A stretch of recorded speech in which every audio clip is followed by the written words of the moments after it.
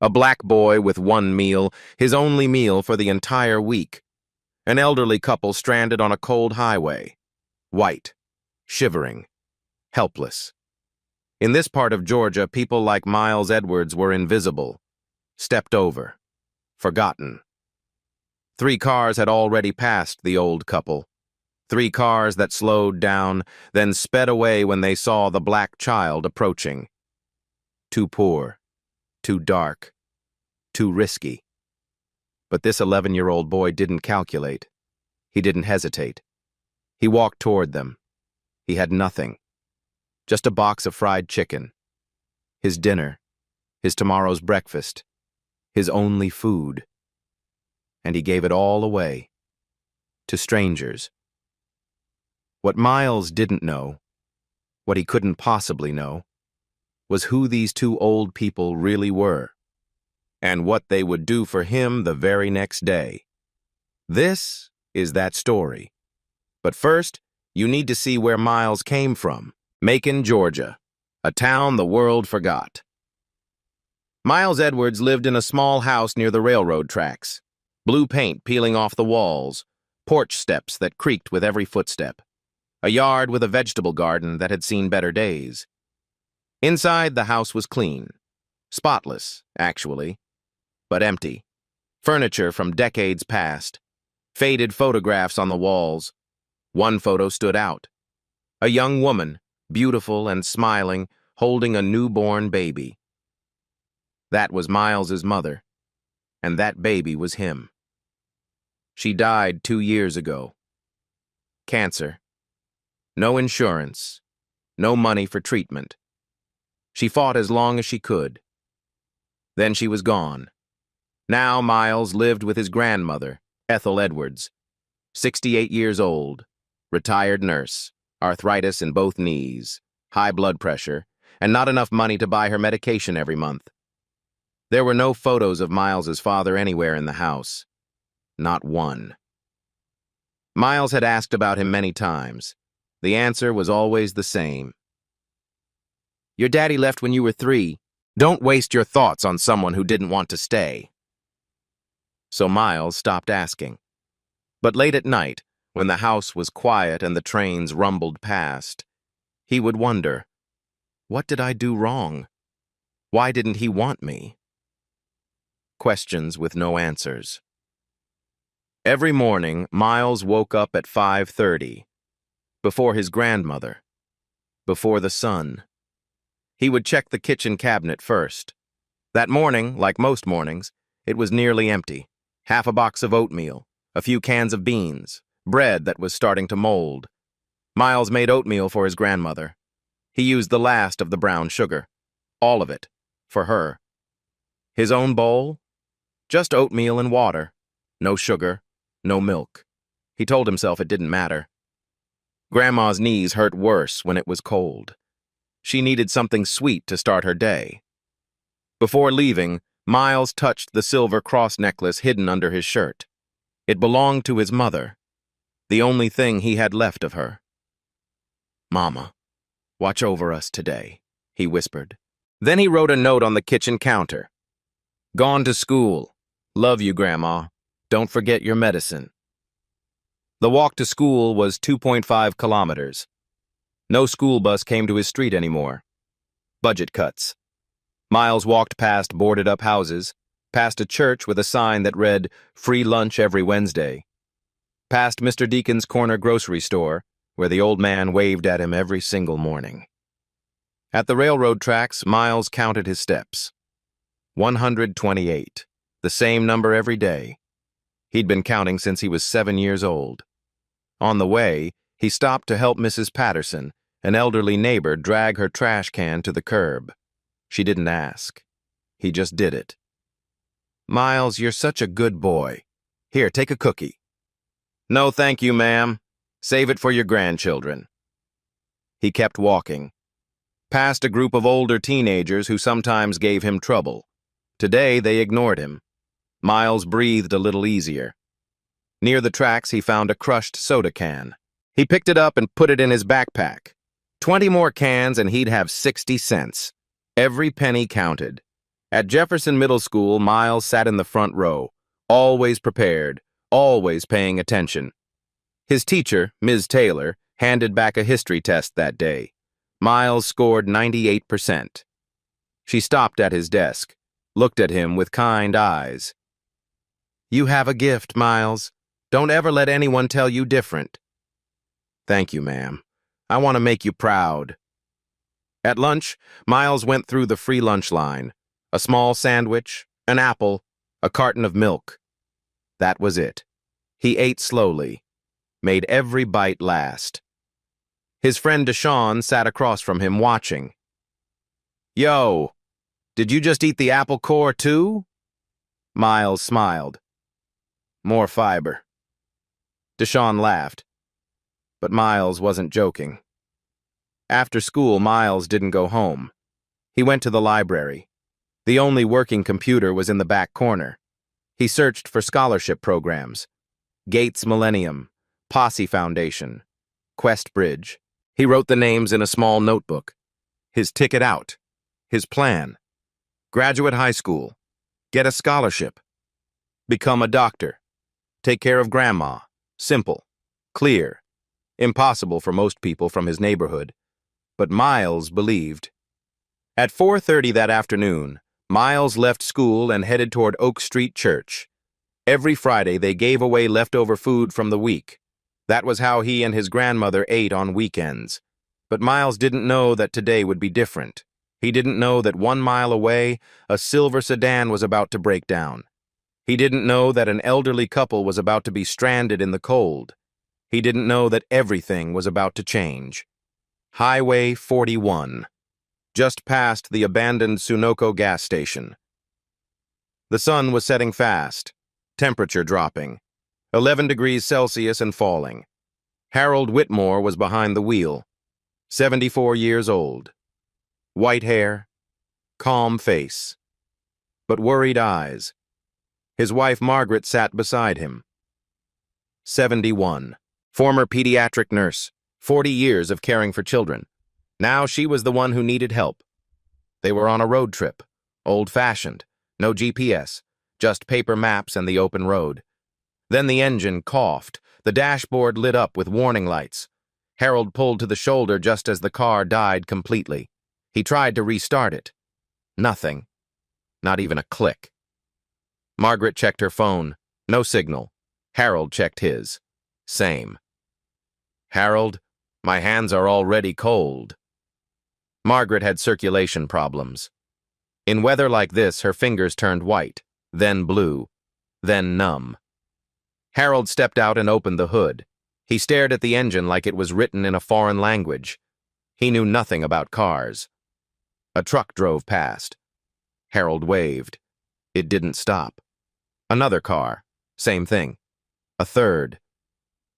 The driver slowed down, looked at them, then sped away. Harold's shoulders dropped. This is what the world looks like when no one knows your name, he thought. In his pocket, he felt a keychain. He pulled it out without thinking. An old habit. Something he did when he was anxious. The keychain had 2 letters engraved on it. D.W. Daniel Whitmore. His son. Dead 15 years now. Margaret saw him holding it. Her eyes softened with old grief. Neither of them spoke. Behind them, the abandoned Sunoco station stood like a ghost.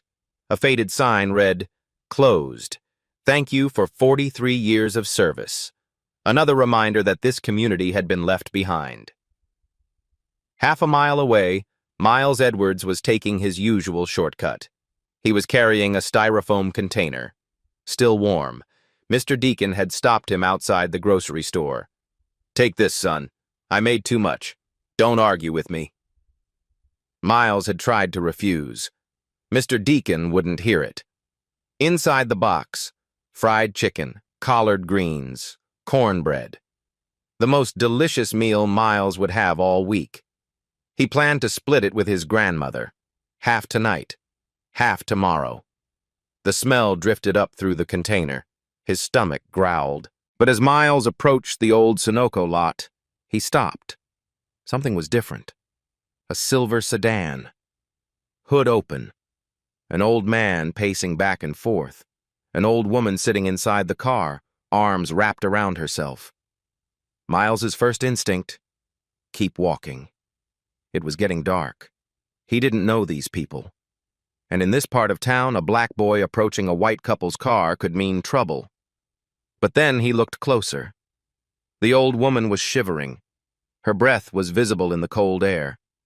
The old man looked lost, defeated.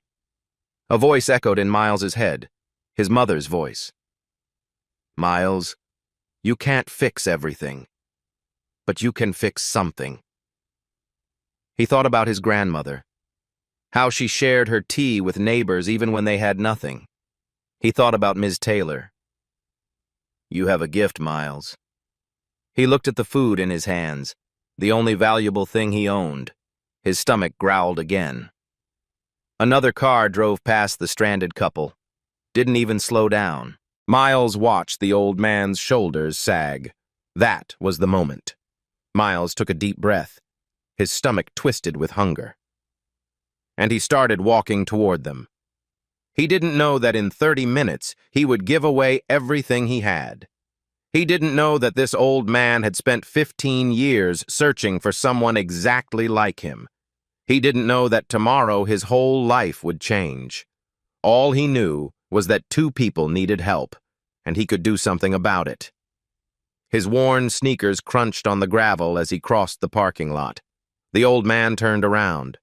For a moment, his posture stiffened, defensive, wary. Then he saw what was approaching. A small black boy, thin jacket, old backpack held together with safety pins, holding a styrofoam container. Not a threat, just a child. Miles stopped a few feet away, looked the old man in the eyes. Excuse me, sir. Are you and your wife okay? Harold Whitmore looked at the boy standing before him. Torn jacket, no zipper, backpack held together with safety pins, and yet this child was asking if they were okay. Car trouble, Harold said, his voice guarded.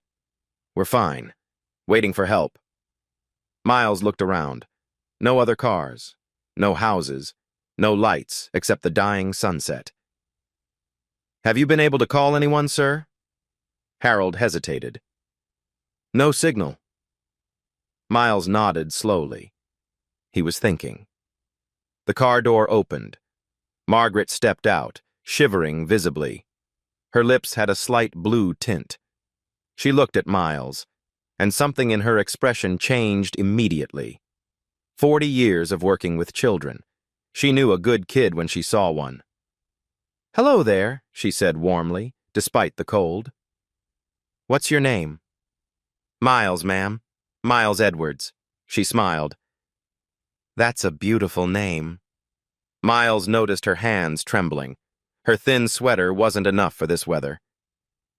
Ma'am, you should get back in the car. I'll figure something out. Margaret and Harold exchanged a glance. This child, this poor, obviously hungry child, was trying to take care of them. Miles walked to the edge of the road, looked both directions. Empty. Then he remembered. Mr. Earl's farm was about 1.5 miles east. Mr. Earl had a truck and a phone. Miles turned back to the couple. Sir, there's a farm about 1.5 miles that way. Mr. Earl has a truck and a telephone. I can run there and be back in 20 minutes. Harold shook his head. Son, it's getting dark. You shouldn't. With all due respect, sir, your wife is cold, and I run fast. Harold stared at the boy. Who was this child? But Miles wasn't done. He looked down at the styrofoam container in his hands. The fried chicken smell filled the cold air. His stomach screamed. He opened the box. Golden fried chicken, steaming collard greens, warm cornbread. Margaret's eyes went wide. Harold stood frozen. Miles held the box out to Margaret. Ma'am, this is still hot. Please eat. It'll help you stay warm. Oh, sweetheart, I can't take your food. I already ate, ma'am. A lie. His stomach tightened. Margaret looked at the boy's face, at his hollow cheeks, at the hunger in his eyes that he was trying so hard to hide.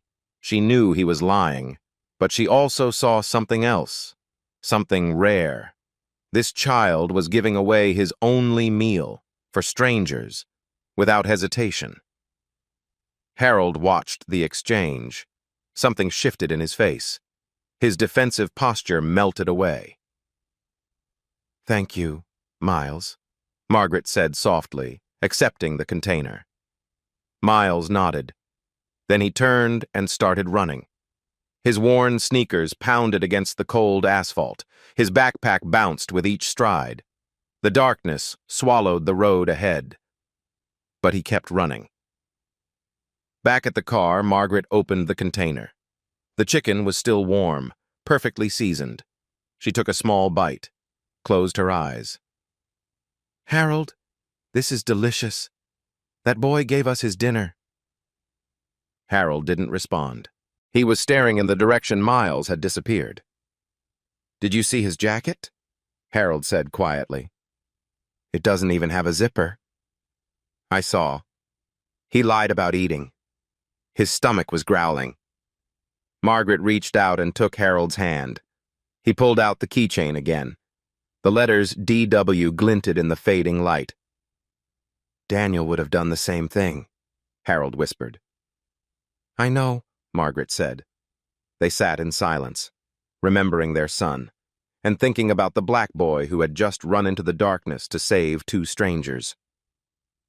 22 minutes later, headlights appeared. An old pickup truck rumbled into the parking lot. Mr. Earl, a white farmer in his 60s, stepped out. Miles was in the passenger seat, breathing hard but smiling. "You folks the ones with the dead car?" Mr. Earl asked. "That's us," Harold said.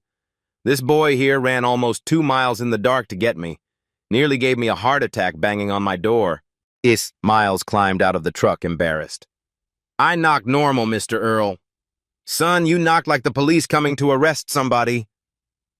Mr. Earl connected jumper cables. The sedan roared back to life. Harold reached for his wallet, pulled out several bills, at least $500 visible. "Please, let me pay you for your trouble." Mr. Earl waved him off. "Don't thank me. Thank the boy. He's the one who came running." Harold turned to Miles. "Son, let me give you something for what you did." Miles stepped back, shook his head. "No thank you, sir. I didn't do it for money." "Then at least let me—" "Sir, my mama taught me that kindness isn't something you sell. It's something you give away. I'm just glad you and your wife are okay." Harold stood speechless. In his 74 years, he had met thousands of people, executives, politicians, billionaires, people who would do anything for money. And here was an 11-year-old boy, poor, hungry, giving away his only meal and refusing payment. Harold looked at Miles, really looked at him, and felt something he hadn't felt in 15 years. Hope. 15 years, he thought. 15 years I've been searching for someone like Daniel. And tonight, on this cold, dark road... Margaret approached Miles. She knelt down to his eye level. "Miles, can you tell me where you live? I'd like to thank your family properly." Miles hesitated, then nodded. He gave them his address. Margaret smiled and touched his cheek gently. "You're a special young man, Miles Edwards. Don't ever forget that." Miles didn't know what to say. No one had called him special in a long time. "Thank you, ma'am. Get home safe." He watched the silver sedan drive away into the darkness. Then he turned and started walking home. Hungry, cold, but somehow full. The walk home felt longer than usual. The temperature had dropped below 6 degrees. Miles's thin jacket did nothing against the wind. He shoved his hands in his pockets and kept moving. His stomach growled so loud he laughed. "Shut up," he told it. "Tomorrow." But even as he walked, Miles felt something strange. peace.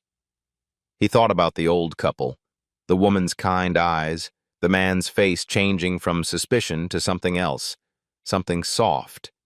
He wondered where they were from, why they were on that road. He hoped they made it home safe. When Miles reached his house, his grandmother was sitting on the porch, wrapped in a blanket, rocking slowly in her chair. The moment she saw him, relief flooded her face. "Lord, child, I was worried sick. It's dark out. Where's the food from the church?" Miles stood at the bottom of the porch steps. He didn't want to lie, but he didn't want her to worry either. "I gave it to someone who needed it more, Grandma." Ethel studied her grandson's face, his hollow cheeks, his tired eyes, his empty hands.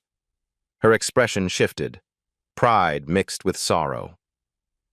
"Come here, baby."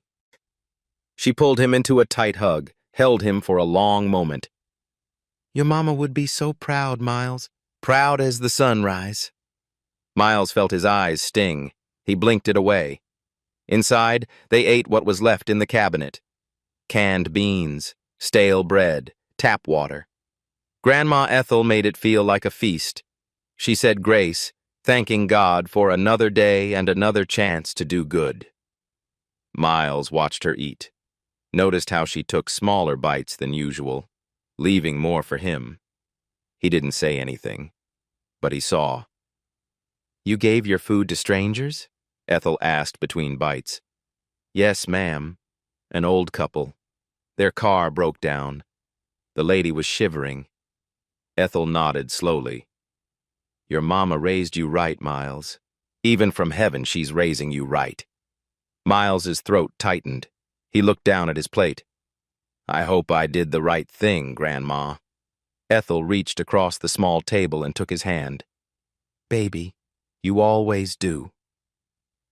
That night, Miles lay on his mattress on the floor, staring at the ceiling, hungry but calm. He touched the silver cross necklace under his shirt.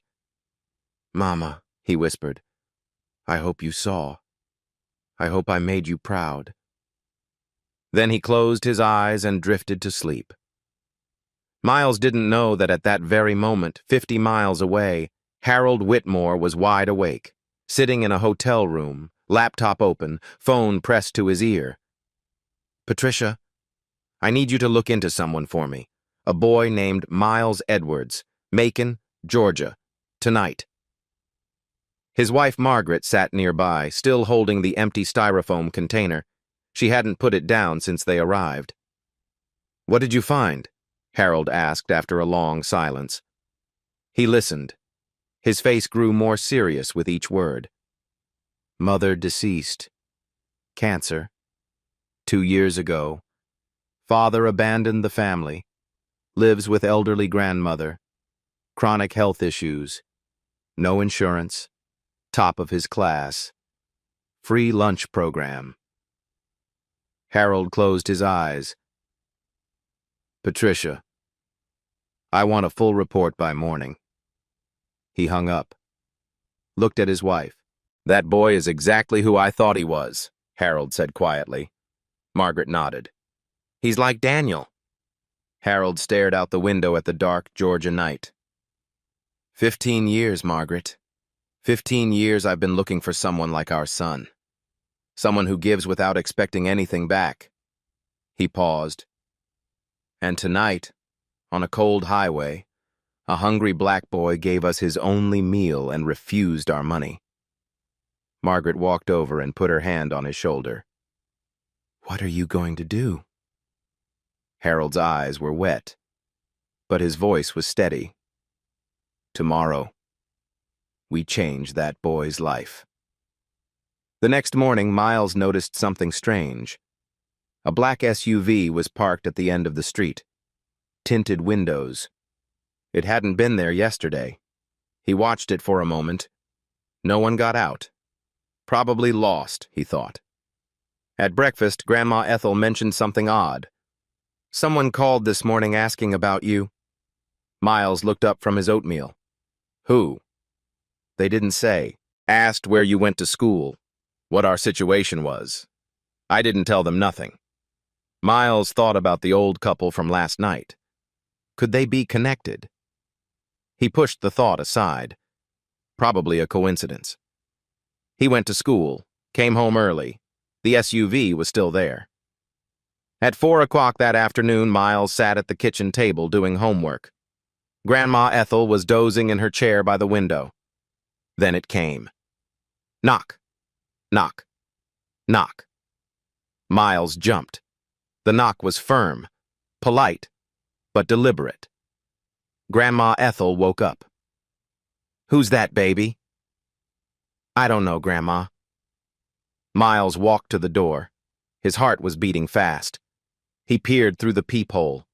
A white woman, middle-aged, professional suit, standing straight. Behind her, the black SUV. Miles took a deep breath, opened the door. The woman looked at him with warm eyes. "Miles Edwards?" "Yes, ma'am." "My name is Patricia Owens. I'm the executive director of the Second Chance Initiative." Miles had never heard that name before. Patricia continued. "I'm here because a very special couple wants to thank you. The couple whose car broke down last night on Highway 41. Miles's eyes widened. "The old man and woman?" "That's right." Grandma Ethel appeared behind Miles. Her eyes were cautious, protective. "Who are you? What do you want with my grandson?" Patricia turned to her with a gentle smile. "Ma'am, I'm here to change your grandson's life, for the better. May I come in?" Ethel looked at Patricia, then at the SUV, then back at this well-dressed stranger standing on her broken porch. Something in Patricia's eyes seemed genuine. Ethel nodded slowly. "All right, come in." The door opened wider. Patricia stepped inside. Miles watched her look around the small living room. The old furniture, the faded photos, the empty spaces. Patricia's eyes stopped on the photograph of Miles's mother. Then she turned to Miles. "Miles, do you know who the couple you helped last night really are?" Miles shook his head. Patricia smiled. "Then let me tell you, because what I'm about to say is going to change everything." Patricia sat down at the kitchen table. She motioned for Miles and Ethel to join her. "Miles, the couple you helped last night. Their names are Harold and Margaret Whitmore." She paused. Let the name hang in the air. Grandma Ethel's hand flew to her chest. "Lord Jesus, Lord Jesus."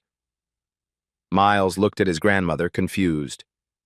"Grandma, do you know them?" Ethel couldn't speak. Her eyes were filling with tears. Patricia continued. "Harold Whitmore founded Whitmore Capital Partners in 1979. At its peak, the company managed over $30 billion. Mr. Whitmore is one of the wealthiest men in Georgia, perhaps in the entire South." Miles felt the room spin. 30 billion? That's right. Miles thought about last night. The old man in khaki pants. The old woman shivering in the car. The fried chicken. "He's a billionaire? And I gave him my food?" "Yes," Patricia said. "And that's exactly why I'm here." She pulled a folder from her bag. Official documents. A logo at the top. Second Chance Initiative. 15 years ago, Mr. Whitmore lost his only son, Daniel. He died of a congenital heart condition at 28 years old. Patricia's voice softened. "Daniel was a remarkable young man. He volunteered at orphanages, gave money to homeless people. He used to skip lunch so he could give his food to classmates who had less." Miles listened. Something about this story felt familiar. After Daniel died, Mr. Whitmore created the Second Chance Initiative. The purpose was simple. Find young people who embodied Daniel's spirit. People who give without expecting anything in return. Patricia looked directly at Miles. In 15 years, Mr. Whitmore has met hundreds of candidates, but he never personally selected anyone for the initiative. She paused. "Until last night. Until you." Miles couldn't breathe. Me? Yes, Miles. You. Patricia reached into the folder and pulled out a handwritten note. Mr. Whitmore asked me to read you this. She began. Miles, last night you gave away your only meal to 2 strangers. You ran almost 2 miles in the dark to find help. Then you refused payment because you believed kindness isn't something you sell. Patricia's voice wavered slightly. My son Daniel was the same way. For 15 years I've searched for someone like him, someone who gives without counting the cost. Last night on a cold highway I found that person. You, Miles. I found you. Grandma Ethel was sobbing quietly. Miles felt tears running down his own face. But, Patricia said, before I tell you what Mr. Whitmore wants to do for you, he has one question. Miles wiped his eyes. What question? Patricia smiled. If you had $1 million, no strings attached, what would you do with it? The room went silent. Grandma Ethel looked at Miles. Patricia waited. Miles could say anything. A new house, a car, travel the world. But he thought about his street, the church with the leaky roof, Mr. Deacon's store that was about to close, the school library with no books. He thought about his grandmother and her medicine. He thought about Deshawn, Mrs. Patterson, all the people who had nothing. I would fix this community, Miles said slowly. The church needs a new roof. Mr. Deacon's store needs new equipment. The school library needs books. He paused. And I would make sure my grandmother has her medicine. Every month, no matter what. He looked at Patricia. I would help the people who helped me. Patricia's smile widened. Her eyes glistened. That, she said, is exactly what Daniel would have said. She stood up. And that, Miles, is exactly what Mr. Whitmore hoped you would say. Just then the front door opened. Harold Whitmore stepped inside. Same man from last night. But now Miles saw him differently. This wasn't just an old man in khaki pants. This was a man who could buy the entire town without thinking twice. And he had come here, to this tiny house, to see Miles. Harold walked straight to the boy. No handshake, no small talk. He knelt down. A 74-year-old billionaire, on his knees, before an 11-year-old black boy. Miles, Harold said, his voice trembling, last night you gave me your only meal. You ran in the darkness to save strangers. You refused money because you believed kindness isn't for sale. Harold's eyes were wet. My son was like you. And I have spent 15 years looking for someone like him. He placed his hand on Miles's shoulder. Thank you, Miles. Thank you for reminding me that Daniel's spirit is still alive, in people like you. Miles couldn't hold it back anymore. For the first time in 2 years since his mother died, he cried. Not from sadness, from being seen, from being valued, from being loved. Grandma Ethel wrapped her arms around him. Harold placed his other hand on her shoulder.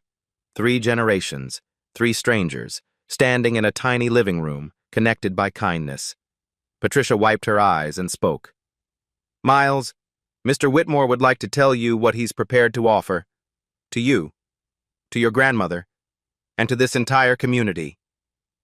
Miles looked up, still crying, still shaking. But for the first time in a long time, he felt hope. Patricia pulled more documents from her folder, official letterhead, legal signatures, the weight of real promises. Miles, the Whitmore Foundation would like to offer you the following. Miles held his breath. First, for you personally. Patricia read from the document. A full scholarship, to any university you choose. Undergraduate and graduate. Tuition, room, board, books, and living expenses fully covered. No repayment required, ever. Miles's mouth fell open. Additionally, We will establish a trust fund in your name. $50,000. Managed until you turn 18. Then it's yours. Grandma Ethel grabbed the edge of the table. Her knees were weak. Patricia continued. Second, for your grandmother. She turned to Ethel with gentle eyes. Mrs. Edwards, we understand you've been managing chronic health conditions without adequate support. That ends today. Ethel's hand covered her mouth. Full medical coverage, specialists, medications, home care if needed, everything. Covered for life. Tears streamed down Ethel's wrinkled cheeks. Third, for this house. Patricia gestured around the small living room. The foundation will purchase this property and fund complete renovations. New roof, new plumbing, new electrical, insulation, air conditioning, everything this house needs. She looked at Miles and his grandmother. You will never have to worry about this home falling apart again. The room was silent except for the sound of crying, but Patricia wasn't finished. Finally, and this is the part Mr. Whitmore is most excited about, for the community. She pulled out another document.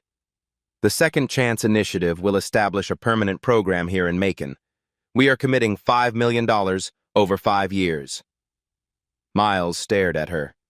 5 million? Yes, $5 million for education, small business support, health care, infrastructure. Patricia pointed to the window. The church on Oak Street that needs a new roof? We'll fix it. Mr. Deacon's grocery store? We'll help him upgrade everything. Jefferson Middle School? We'll fund a new STEM lab and stock the library with 300 new books. She smiled at Miles. All of this, Miles, because of you. Because you showed Mr. Whitmore that this community deserves a second chance. Well, Miles couldn't process it. His brain was overloaded. But I just gave them some chicken. Harold, who had been standing quietly by the door, stepped forward. No, Miles. You gave us something no amount of money can buy. He knelt down again to meet Miles's eyes. 15 years ago, I lost my son. After Daniel died, I thought that kind of pure goodness had disappeared from the world. That people only cared about themselves. Harold's voice cracked. Then last night, a hungry black boy on a cold highway gave away his only meal to 2 strangers and refused payment, because his mother taught him that kindness isn't for sale. Harold placed both hands on Miles's shoulders. You didn't just help us, Miles. You restored my faith in humanity. That's worth more than all the money I have. Miles looked at this man, this billionaire, on his knees, crying. I don't know what to say, sir. Harold smiled through his tears. You don't have to say anything. Just promise me one thing. What's that? Never change. Never stop being exactly who you are. Miles nodded. I promise. Harold stood up and extended his hand. Miles shook it. For a moment, the distance between them, billionaire and poor child, white and black, old and young, disappeared completely. They were just 2 people who believed in kindness. Patricia cleared her throat gently. There's one more thing. Mr. Whitmore would like to make a public announcement. Next month. At City Hall. He wants the world to know about you, Miles. About what you did. And about what this foundation will do for Macon. Miles shifted uncomfortably. I don't need people to know. Harold nodded approvingly. I know you don't. And that's exactly why you should let them. He put his arm around Miles. The world needs to see that goodness still exists. That a boy with nothing can teach a man with everything. Your story will inspire others, Miles. More than you can imagine. Miles looked at his grandmother. She was still crying, but smiling now too. What do you think, Grandma? Ethel wiped her eyes, took a deep breath. I think your mama is looking down from heaven right now, and she is smiling bigger than she ever smiled before. Miles felt the silver cross under his shirt. "Okay," he said quietly. "I'll do it." Harold smiled. Patricia made a note in her folder. "Then it's settled," Harold said. "1 month from now, we announce everything. And Miles, from this day forward, your life will never be the same." Miles nodded. He still couldn't believe it. 1 meal, 1 cold night, 1 choice. And everything had changed. 3 days later, everything seemed perfect. Miles and his grandmother were working with Patricia on paperwork. The foundation had already sent contractors to assess the house. A doctor's appointment for Grandma Ethel was scheduled. It felt like a dream. But not everyone was happy. That afternoon, Miles was at school. Grandma Ethel was home alone. A black Mercedes pulled up in front of the house, different from the SUV. A man stepped out. Late 30s, expensive suit, slicked hair, cold eyes. He walked up the creaky porch steps and knocked. Ethel opened the door. "Mrs. Edwards? I'm Victor Whitmore, Harold Whitmore's nephew." Ethel felt a chill that had nothing to do with the weather. What can I do for you?" Victor didn't wait for an invitation.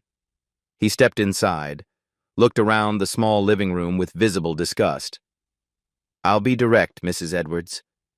My uncle is a good man, too good. But he's 74 years old. Sometimes he makes decisions that aren't sound." Ethel straightened her spine. "I don't understand." Victor turned to face her. His smile didn't reach his eyes. "The Whitmore family has lawyers, many lawyers, and if there's any evidence that someone is taking advantage of an elderly man's generosity, we will act." Ethel's blood went cold. "We're not taking advantage of anyone." "Perhaps not, but appearances matter, don't they?" Victor reached into his jacket and pulled out an envelope. He placed it on the table. $50,000, cash. Sign this paper agreeing to refuse any further contact with my uncle, and it's yours. No complications. No lawyers. Ethel looked at the envelope, then at Victor. Her hands were shaking. But not from fear. From anger. "Get out of my house." Victor's smile faded. "You have 48 hours to think about it. After that, things will get much more complicated." He straightened his tie and walked out. The Mercedes drove away. When Miles came home, he found his grandmother sitting in her chair, trembling, the envelope of cash still on the table. "Grandma, what happened?" She told him everything. Miles looked at the money, $50,000, more than his family had ever seen, but he didn't touch it. "Grandma, he's trying to scare us." "I know, baby, but I'm afraid. I don't want trouble. Mr. Harold isn't like that. I saw how he looked at me. He's not being fooled. He knows what he's doing." Ethel's eyes filled with tears. "But what if they sue us? We can't afford lawyers." Miles was quiet for a moment. Then he stood up. "I'm calling Patricia." He found the business card Patricia had left, dialed the number. "Ms. Patricia, it's Miles Edwards. Something happened. Someone came to our house." He explained everything. Victor, the threats, the money. Patricia listened. Her voice grew harder with each detail. "Miles, Victor has no authority whatsoever. Mr. Harold is completely mentally sound and has full control over his money. Victor has done this before. Tried to intimidate people Mr. Harold wants to help. What can we do?" "Don't worry. Mr. Harold already knows, and he's on his way." Miles hung up, looked at his grandmother. "She said Mr. Harold knows. He's coming." Ethel nodded slowly, but worry still clouded her eyes. "I hope she's right, baby. I hope she's right." That night, neither of them slept well. Victor had planted a seed of fear. But Miles refused to let it grow, because he remembered what his mother had taught him. Being afraid doesn't mean you don't act. It means what you're doing is important. Tomorrow he would face Victor, and he would not back down. The next day, Harold arrived at the Edwards house, but he wasn't alone.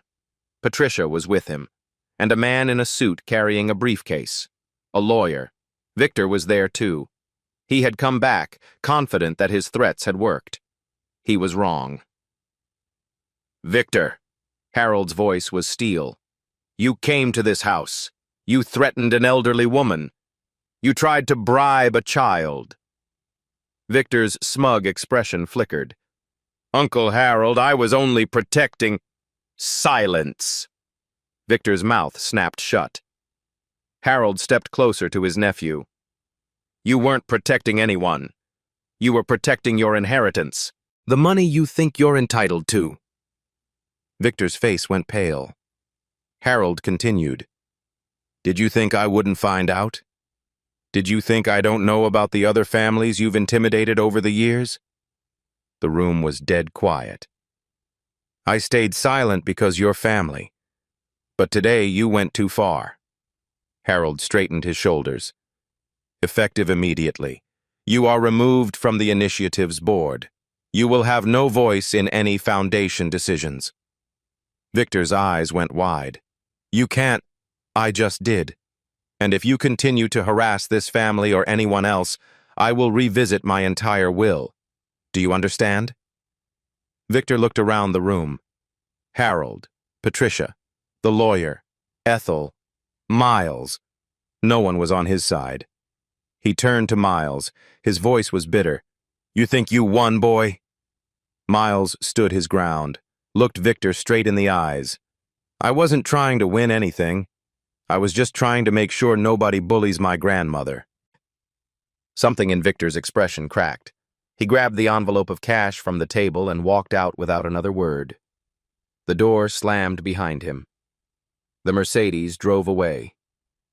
And just like that, it was over. Ethel collapsed into her chair, crying with relief. "I'm so sorry, Mr. Whitmore. I almost believed him." Harold walked over and knelt beside her. "You have nothing to apologize for. Victor is skilled at manipulation, but he won't bother you again." He looked at Miles. "You stood up to him. You weren't afraid." Miles shrugged. "I was scared. But my mama taught me that being scared doesn't mean you don't act. It means you're doing something that matters." Harold smiled. A real smile. Warm and full.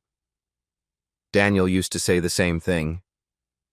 He put his hand on Miles's shoulder. "You're even more remarkable than I thought, Miles Edwards. And now, with Victor out of the way, we can focus on what matters." He looked at Patricia. "Let's move forward. The announcement, the scholarships, the community investment, all of it." Patricia nodded.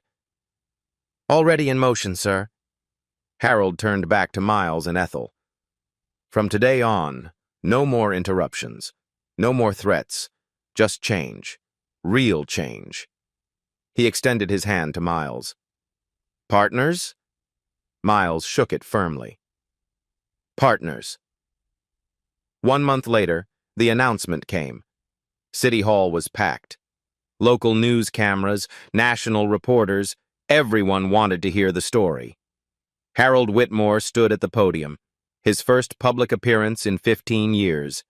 "Today, I am announcing the creation of the Macon Community Investment Program, a $5 million commitment over 5 years. The crowd murmured. But this program was not my idea. It was inspired by someone else. Harold turned and gestured toward the side of the stage. "A boy named Miles Edwards, 11 years old. He taught me something I had forgotten." Miles walked out, shy in his new button-down shirt. The crowd applauded. "1 month ago, my wife and I broke down on Highway 41. We were stranded, cold, helpless. 3 cars passed us without stopping." Harold's voice grew thick with emotion. Then Miles appeared, a poor black boy with nothing but a box of fried chicken. He gave us his only meal. He ran 2 miles in the darkness to find help, and when I tried to pay him, he refused. Harold looked at Miles. He told me his mother taught him that kindness isn't something you sell, it's something you give away. The room was silent. That night, Miles Edwards reminded me why I started the Second Chance Initiative, to find people like my son Daniel, people who give without counting the cost.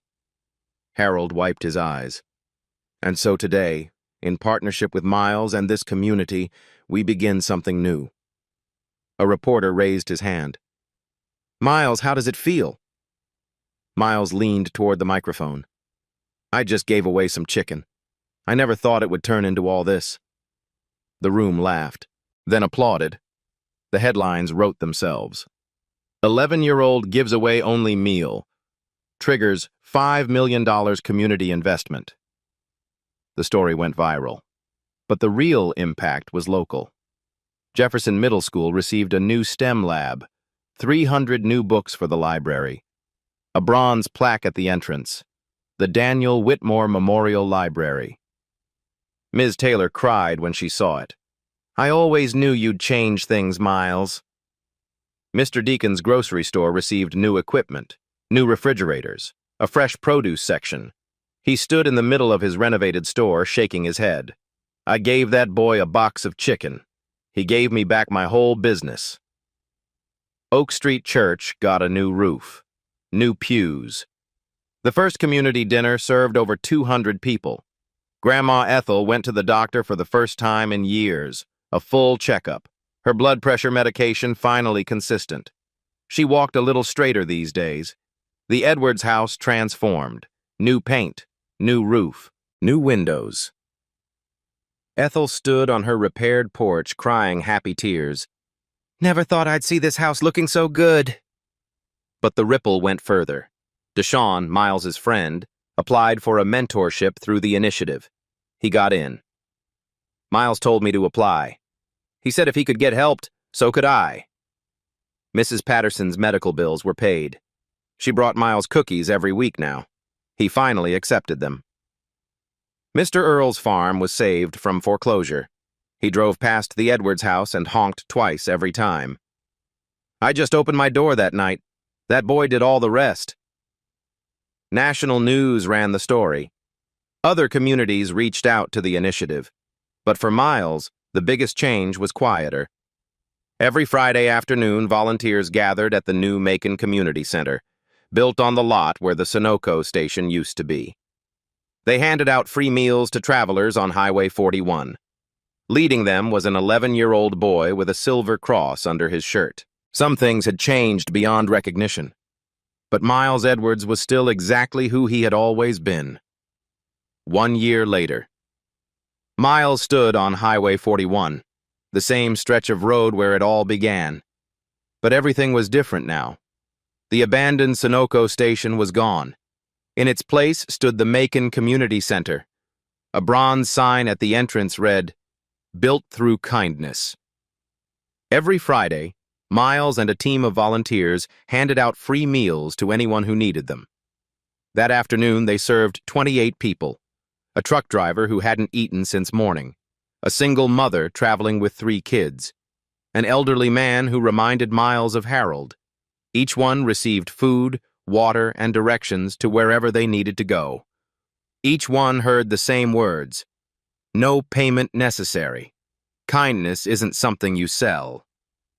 As the sun began to set, Miles helped pack up the last of the supplies. Deshaun nudged him. "Yo, you ever think about how wild this is? 1 year ago, you were walking this road with an empty stomach." Miles smiled. "I try not to think about it too much." "Man, you changed the whole town." Miles shook his head. "I just gave away some chicken. Everyone else did the rest." That evening, Miles sat on his grandmother's porch. The house looked beautiful now. Fresh blue paint, sturdy steps, a garden that was finally thriving. Grandma Ethel rocked in her chair beside him. Stars were appearing in the sky. You know what your mama would say if she could see you? Ethel asked. What, Grandma? She would say, That's my boy. That's my Miles. Miles looked up at the sky. His hand moved to the silver cross under his shirt. I hope she can see, Grandma. Ethel smiled. Her eyes glistened. Oh, baby, she sees. She always sees. They sat in comfortable silence. The neighborhood was quiet, peaceful. A car drove past. The driver honked and waved. Miles waved back. He didn't know the driver. Probably someone who had heard the story. Someone who wanted to say thank you. That happened a lot these days. Miles pulled the silver cross out from under his shirt, looked at it for a long moment, then tucked it back in. Some things you keep close to your heart. Some things you don't need to show the world. You just need to know they're there. The porch light flickered on. Grandma Ethel hummed an old hymn, and Miles Edwards, the black boy who had given away his only meal, sat in the golden glow of everything that kindness had built. This is where the story ends. But for Miles, it was only the beginning. This story started with a question. What would you do if you had almost nothing and a stranger needed help? Miles Edwards answered that question on a cold highway in Georgia. He gave away his only meal. He ran through the darkness for strangers. He refused payment because his mother taught him that kindness isn't for sale. The next day, a stranger knocked on his door, and his life changed forever. But here's the truth.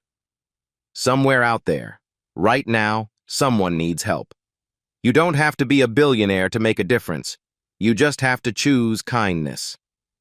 If this story touched your heart, share it with someone who needs to hear it, like this video. Subscribe to this channel and leave a comment. What act of kindness changed your life? Because kindness is never wasted. It always comes back. Sometimes the most powerful revolutions don't come with noise, just one person standing their ground. At Beat Stories, we highlight those moments that shift the balance. If this story moved you, hit subscribe, because every week we bring real stories that shake the system.